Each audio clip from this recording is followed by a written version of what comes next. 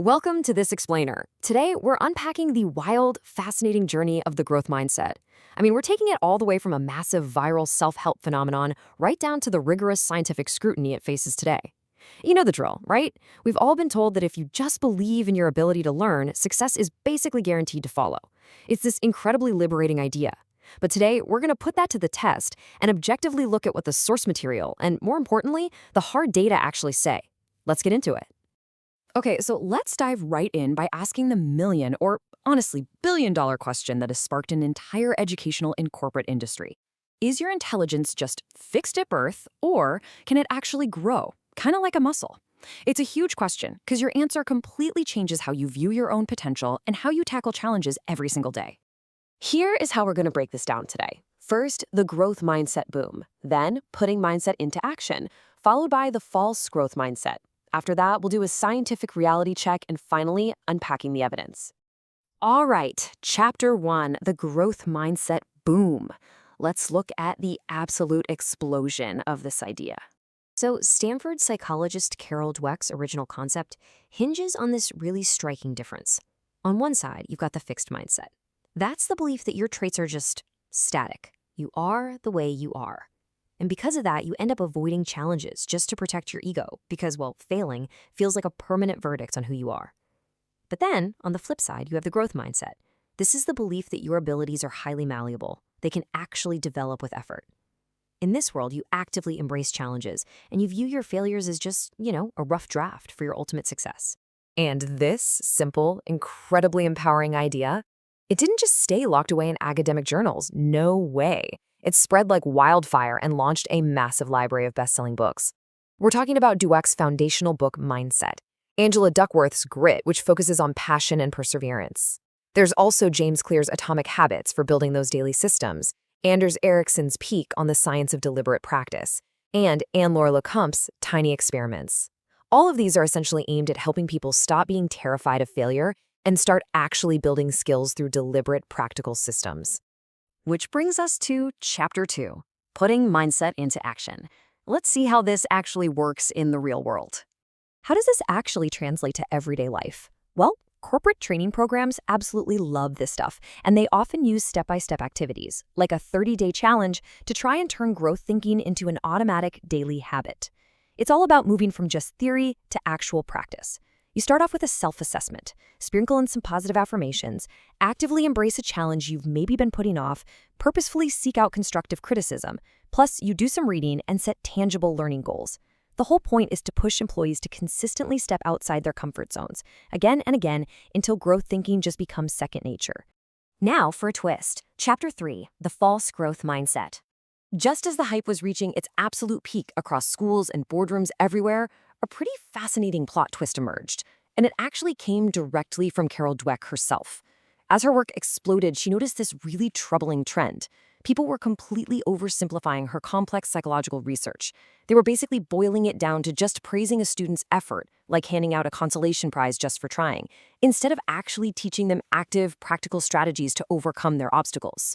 She actually coined the term false growth mindset for this. It's when people claim they have it just because they know it's the trendy buzzword without actually understanding the difficult, messy work that's required. She emphasizes that absolutely nobody has a growth mindset in every single thing all the time. That's just not how humans work. We are all a complex mixture of fixed and growth mindsets. And, more importantly, we all have what she calls triggers that instantly push us right back into a fixed mindset. Think about it. This usually happens when we face something genuinely difficult, step way outside our comfort zones, or, encounter someone who is just massively better than us at something we pride ourselves on. All right, Chapter 4, the scientific reality check. Let's put the hype to the test.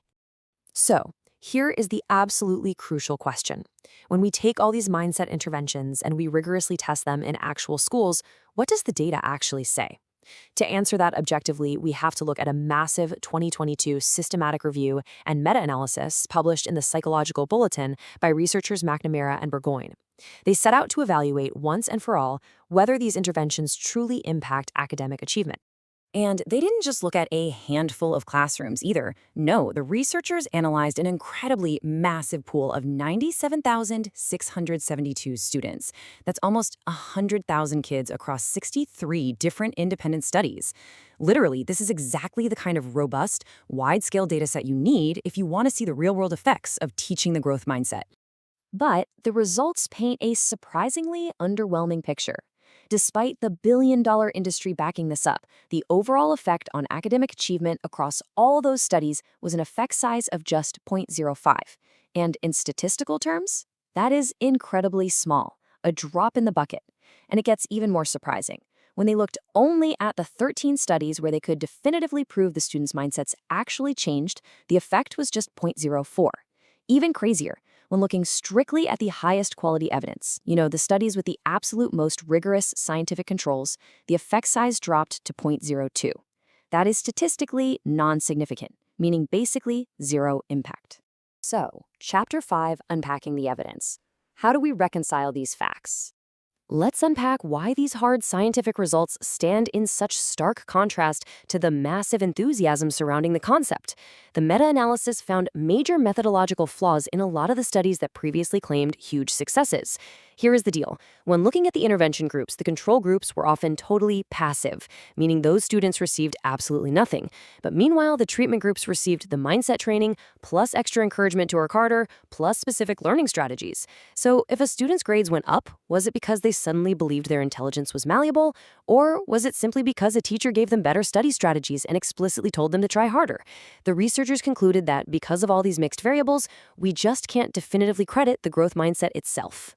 Furthermore, and this is a really critical piece of the scientific puzzle here, the researchers flagged potential publication bias. Their analysis revealed that authors who had a financial incentive in the intervention, so perhaps those who were actively selling these programs to schools, reported significantly larger positive effects than independent researchers without a financial stake. The independent researchers routinely found much smaller or completely null effects. As we wrap up this explainer today, we really have to ask ourselves a provocative question. Is simply believing you can grow the ultimate magic key to success, or is it just one piece of a much, much larger puzzle? Look, while believing your intelligence can develop is undoubtedly a fantastic starting point, the hard science tells us that belief alone isn't a magic wand. True success clearly requires a much more complex mix of proven systems, active learning strategies, and just sheer gritty effort. So what do you think? Is mindset the entire foundation, or just a tiny piece of the whole shebang? Keep that in mind as you tackle your next big challenge.